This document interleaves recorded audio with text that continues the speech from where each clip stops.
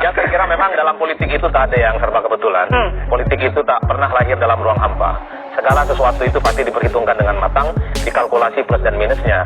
Jadi per kemarin sebelum jam 3 sore, Kaisang itu dianggap tidak akan pernah maju dalam pilgub khususnya. Karena dianggap tidak cukup umur.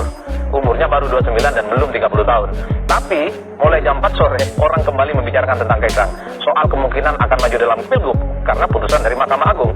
Sebelumnya ketika ada pelayar Budi Juwandono dengan Kaisang, orang menganggap ini hanya sebatas pansos supaya Budi itu mulai diperbincangkan soal kemungkinannya maju dalam pilgub. Tapi pasangannya bukan Kaisang, karena Kaisang belum cukup umur. Tapi jam 4 sore, Livi, semua orang meyakini ini sebagai upaya dan peluang tentu saja Kaisang sangat potensial untuk maju dalam pilgub. Ini yang kemudian menjadi ramai pembicaraan, seakan-akan ini mengulang dalam konteks kasus dalam Pilpres beberapa waktu yang lalu ke Mahkamah Konstitusi yang putusan 90 dan ini Mahkamah Agung yang terkait dengan umur juga persoalannya. Jadi menurut Anda ini by design atau ini sekedar cek ombak? Kalau itu saya nggak paham, nggak ngerti. Saya tidak punya akses ke dalam. Beda dengan Bang Kodari, Bang Handoko, ini kan orang dalam.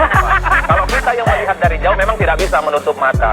Karena anak yang umur 29 tahun punya potensi untuk maju pilgub itu nggak ada di negara ini. Cuma satu orang kok.